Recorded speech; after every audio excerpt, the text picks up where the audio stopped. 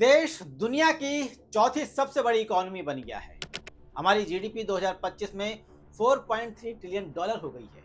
मगर साहब, ऐसी जीडीपी का करना क्या है जो होनहार छात्रों को पढ़ा ना सके। आप रोजाना अखबारों में मोटे मोटे हेडलाइन, टीवी चैनलों पर झूमते हुए एंकर और सोशल मीडिया पर देशभक्ति से लबरेज ट्वीट्स की बाढ़ जरूर देखते होंगे, जो आपको गौरवशाली भारत दिखाते हैं। लेकिन उन्हीं के बीच एक खबर हिंदुस्तान टाइम्स के भीतरी पन्नों पर छपी, जो चुपचाप हमारे समाज के असली हालात की पोल खोल रही है। आज हम उन बच्चों की कहानी आपको बताएंगे जो अपने पापा से कह रहे हैं कि पापा, हम तो देश की चौथी सबसे बड़ी अर्थव्यवस्था हैं, मगर फिर भी मेरी स्कॉलरशिप क्यों रुक गई।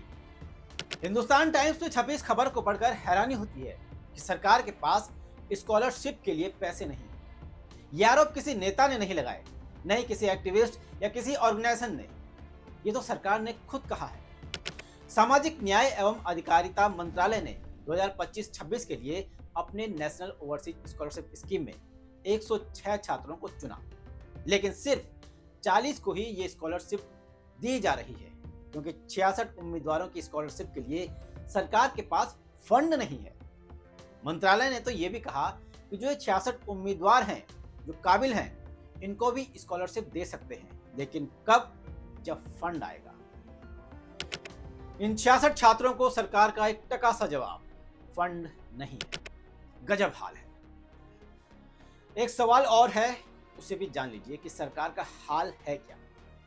मंत्रालय की इस नेशनल ओवरसीज स्कॉलरशिप स्कीम के तहत जो अनुसूचित जाति के छात्र होते हैं, विमुक्त छात्र होते हैं, अर्ध घुमंतु और घुमंतु जनजातियों से आने वाले छात्र होते हैं, भूमिहीन, कृषिहीन, जो मजदूर हैं, उनके परिवार से आने वाले छात्र होते हैं, उनको विदेशों के अच्छे कॉलेजों में पोस्ट ग्रेजुएशन के लिए स्कॉलरशिप देता है यह मंत्रालय।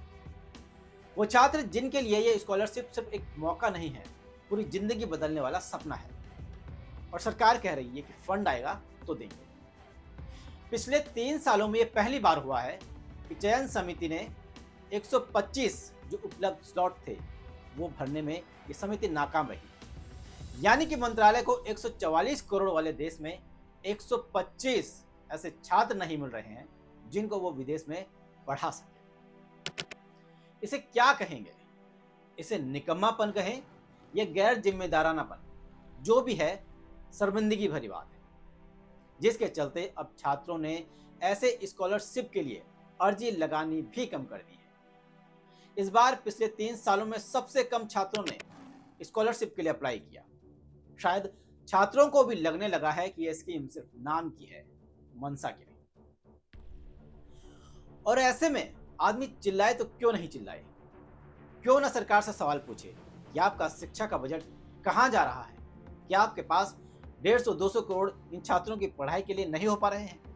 जिस देश में 1 लाख या 2 लाख करोड़ हर महीने जीएसटी आ रहा है, उस देश में सिर्फ 150-200 करोड़ के लिए इन छात्रों का भविष्य चौपट किया जा रहा है। उधर जब यह खबर सामने आई तो लोकसभा के जो विपक्ष के नेता हैं राहुल गांधी, उन्होंने भी सवाल उठाए। और लोकसभा में विपक्ष के नेता होने के नाते उनका सवाल उठाना भी जरूरी है, ये उनकी जिम्मेदारी है। राहुल गांधी ने केंद्र सरकार से अमानवीय निर्णय को तुरंत वापस लेने को कहा और कहा कि इन 66 छात्रों को विदेश जल्द से जल्द भेजा जाए। राहुल गांधी ने कहा कि जब कोई दलित, पिछड़ा या आदिवासी छात्र पढ़ना चाहता है, तभी मोदी सरकार को बजट याद आता है। लेकिन जब प्रधानमंत्री मोदी विदेश की यात्राओं पर, प्रचार पर और इवेंटबाजी पर हजारों करोड़ रुपए बेहिचक खर्च कर देते हैं, तब उनको ये बजट याद नहीं आता। बीजेपी, आरएसएस के नेताओं के बच्चे को कहीं पढ़ने पर कोई अड़चन नहीं है, मगर जैसे ही ये बहुजन छात्र आगे बढ़ता है, पूरा सिस्टम अड़ंगा लगाने लगता है। नेशनल ओवरसीज स्कॉलरशिप में चुने गए 106 में से 66 वंचित छात्रों को सिर्फ इसलिए विदेश में पढ़ने से रोका गया, उनको स्कॉलरशिप नहीं दी गई क्योंकि सरकार के पास फंड नहीं है। राहुल गांधी ने कहा कि कहीं सरकारी स्कूलों को कम कर देना, कहीं बेवजह नॉट फंड सूटेबल कहकर अवसर के दरवाजे बंद कर देना, तो कहीं मेहनत से हासिल स्कॉलरशिप छीन लेना, ये नहीं चलेगा। मोदी सरकार को यह अमानवीय फैसला तुरंत पलटना होगा। हम बहुजनों से शिक्षा का यह मौलिक अधिकार छीनने नहीं देंगे। बहरहाल, काबिल छात्रों को सरकार स्कॉलरशिप दे नहीं रही है। स्कूलों का हाल तो और भी खराब है, उसको इस रिपोर्ट से आपको समझाते हैं। देश के प्राथमिक स्कूलों को लेकर शिक्षा मंत्रालय ने एक सर्वेक्षण कराया। इस सर्वेक्षण में पता चला कि कक्षा 3 के 47% बच्चों को 10वीं का पहाड़ा तक नहीं आता, जबकि सिर्फ 55% बच्चे ही 99 तक की संख्याओं को बढ़ते या घटते क्रम में बता सकते हैं। जब दुनिया दूसरे ग्रहों पर जा रही है, तब हमारे देश की शिक्षा व्यवस्था नीचे गर्त में जा रही है। बच्चों को गिनती तक नहीं आ रही है। इन दिनों रोजाना शुभांशु शुक्ला को अंतरिक्ष में देख जब उम्मीदों से भरा छात्र सरकार से कहता है कि विदेश में पढ़ने जाना है, स्कॉलरशिप दे दो, सरकार कहती है कि फंड नहीं है। असलियत अगर शुभांशु शुक्ला है तो असलियत ये 96 बच्चे भी हैं जो काबिल हैं, मगर उनकी काबिलियत के लिए सरकार के पास पैसे नहीं है। क्या अब भी चुप रहना ठीक होगा? ये सवाल हम सबको खुद से पूछना चाहिए।